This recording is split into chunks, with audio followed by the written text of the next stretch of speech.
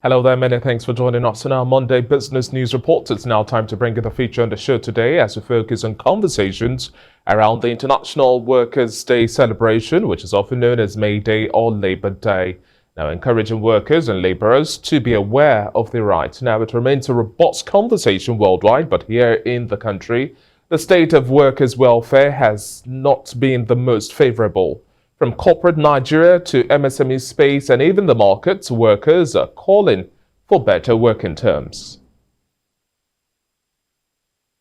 Well, joining me now for more on this, I have Sheye Olurotimi, the founder of MSME Africa. Thank you very much for joining us on the Breakfast Show this morning, Mr. Olurotimi. Good morning, David, and thank you for having me on the show today. Happy holidays as well. We're still engaging in activities commemorating the May Day celebration, recognizing the role of workers around the world. Now, in the business sphere, MSMEs are one of the biggest employers of labor, but there have been sharp curves making it really difficult to either retain staff or keep business afloat from the curveball of COVID-19 and now the global heightened inflation we are all experiencing as a result of the Russia-Ukraine crisis and other domestic complexities. What's your word now to business owners and managers of labor on how to rethink, retool, taking cognizance of the changing spectrum and utilization of human resource today? Okay, thank you very much, David. I would love to start by saying Happy Workers' Day. Yeah, I know yesterday was Workers' Day, but today we're enjoying the holiday. So I think it's not bad to say Happy Workers' Day all over again. So I quite agree with you that there is changing spectrum with regards to how to engage labor now. And I also, want to also talk about the fact that things have changed, like you rightly mentioned.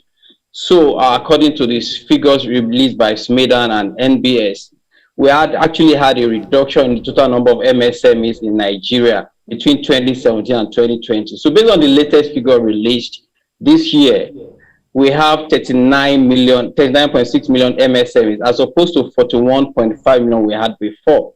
So that is telling you that COVID did us a thing. Inflation and every other thing that MSMEs are grappling with had led to the closure of some of these businesses, which is a very bad one. We should have increase in numbers instead of decrease, but now we have a 4.5 decrease in numbers of MSMEs in the space of 3 years, which is quite bad. And that's alluding to that's just trying to further buttress the point that you raised about the fact that COVID, inflation, and every other thing has actually affected MSMEs. So what should MSMEs be doing with regards to the changing spectrum and the things that they've observed? I think we need to actually rethink a couple of things here and there. We need to understand the fact that things are not the way they used to be. Things have changed. There are a lot of things we are grappling with, and we need to really, really adjust. So for the MSME who is employing, do you really need to employ? You want to ask yourself. And then when you're employing, do you really define the jobs that the people coming on board are meant to do? Because if you don't do that, you find yourself running into labor issues and human capital problems. So we also need to understand that the landscape is changing with regards to the kind of people we have in the workforce now. So the human resources expert will tell you we have a lot of Gen Z in the workplace. These are guys born between 1997 and 2000. Views, tech views, and okay. And so because of that, we need to take note of the fact that the people in the workplace are not just the guys that are baby boomers or Gen X or whatever. So we have Gen Z, people who think differently. So that means the employment process for MSMEs need to change. We need to actually take into cognizance the fact that these guys are a lot younger and then they think differently from the way the other people think. Then also, how do we engage them? What interests the people that are older might not interest the Gen Z, right? So we need to think about what do they think about, what do they like, what do they want as part of their benefit for being part of your workforce.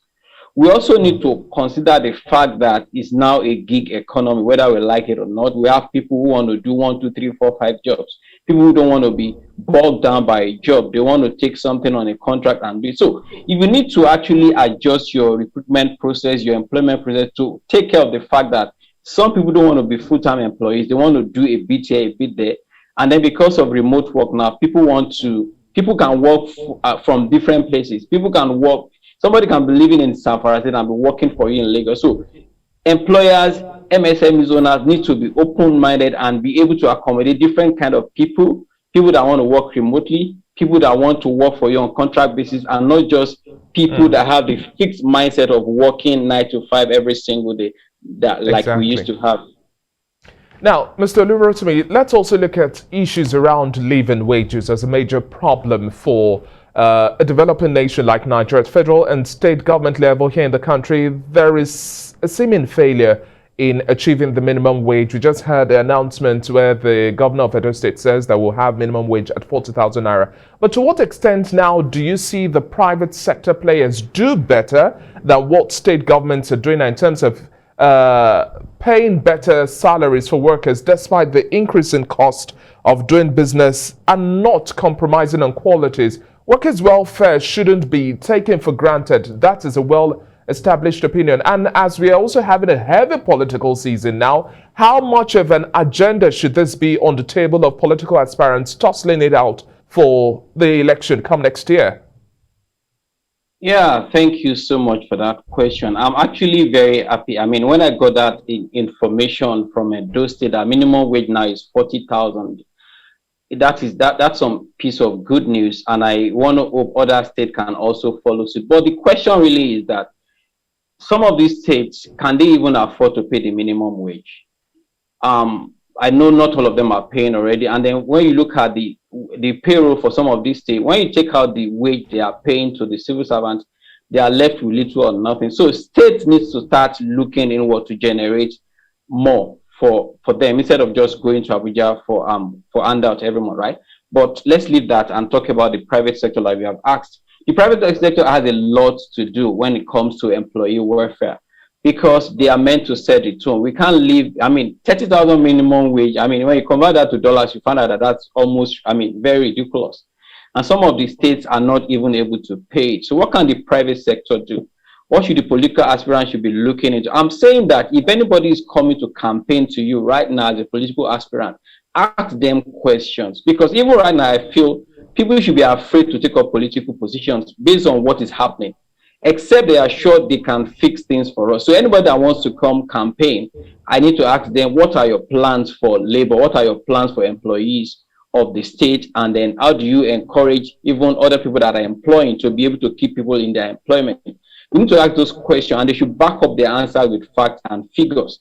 Now let's talk about the private sector, what they can do. The private sector basically drive the economy, while the government, the public sector, is meant to provide the enabling environment for these guys to be able to do what they want to do. So the private sector need to look at what their costs are and their overheads are. They need to cut out the ones that are not so beneficial and not so very important, while they pay a lot more attention to labor. The people are the ones that make things happen. And I'm sure if you treat the people well, they will also reciprocate in the way they attend to your business. MSMEs most of them that crumble or are not doing well is because of the way they are treating their employees. And because of that, some of those guys are not giving their best, and some of them also leave them to go do some other things. So if you want to keep people, make sure that you are actually encouraging them by paying them what they deserve. So one of the things that we can look at is offering them flexibility. Can you allow them work for a few hours if they can't actually, if you know that you can't pay them what is a decent wage, right? You can't pay them all the big wages that they want to earn. Can you say, okay, instead of working for me for 5 days, work for me 2 days or 2 hours every day, and then you can use the remaining hours to go pursue other things so that I can earn more money. Instead of me tying you down from 9 to 5, where you don't have so much to do, and I'm paying you something that will not sustain you. So that's one thing we can look at. We can look at flexibility. Then they can also look at offering well-being programs. A lot of people in the workplace have issues they are grappling with. We talk about mental health and some other things. So apart from salary, do you want to look at how you can inculcate workers' wellness program into what you are offering your workers? Do you also want to look at some other benefit like HMO, so that when they have health issues, they don't have to pay out of pocket? Do you want to look at some other benefit that might not be strictly financial, like life assurance and other things? When you inculcate when you put all of this into your packages for the workers, they would be more than glad to stay with you, and that will also set the tone for other sectors and other players, so that they can also copy you and see the good things that you are doing. And also, the private sector should be true to whatever they promise their employee. When you promise them A, please don't pay B. And when you deduct their taxes, please remit it to the necessary state internal revenue service, because I see a lot of that happen. And when you also deduct their pension, please remit it as much as possible so that these guys are well catered to. Okay, now, wrapping up our conversation, let's also talk about preparing the nation's human resource base for emerging sectors that are already redefining the global economy. Skill set for the next decade or two need to be honed now. We don't need to play catch up if we want to tell ourselves the truth. For Nigerian professionals now, how critical would you say it is to move with the tide and continue to add value through personnel development? I think it's invaluable. It's something that everybody has to do, and they must do it assiduously. The landscape is changing. The skills of the future is what everyone is talking about. I mean, some 5-10 years ago, nobody was talking about front-end engineer, UI, UX, blockchain, and some other things that we're talking about. And those are the skills that are getting well paid now. So if you want to be relevant, you need to embrace the skills of the future as an employee, as somebody within the labor force. If not, you become a dinosaur and your skills are not important. It's just like somebody coming to me now to say, I'm an expert type, I'm a typist. I'm going to ask them, who uses a typewriter these days, right?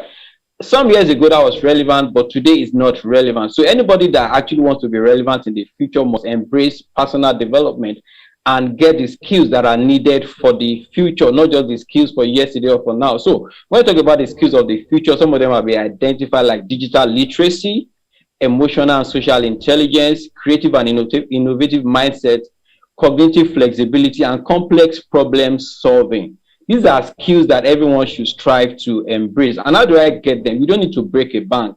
Some of these things are available for free. Go on YouTube, go on some of these online courses platform. They have free courses for people to develop themselves. Don't wait for government, don't wait for your employer to be the one to develop you all of the time. Embrace personal development every single day. Go on YouTube, go online, get a skill and just become better. Position yourself for the future so that you can be relevant when you get there. That will be my charge to everyone. Thank you so much for your time on the Breakfast Show this morning, Mr. Shayo Olurotimi, the founder of MSME Africa. And we also say thank you very much for the work you do and a happy Workers' Day. Thank you very much once again. Happy Workers' Day to you too.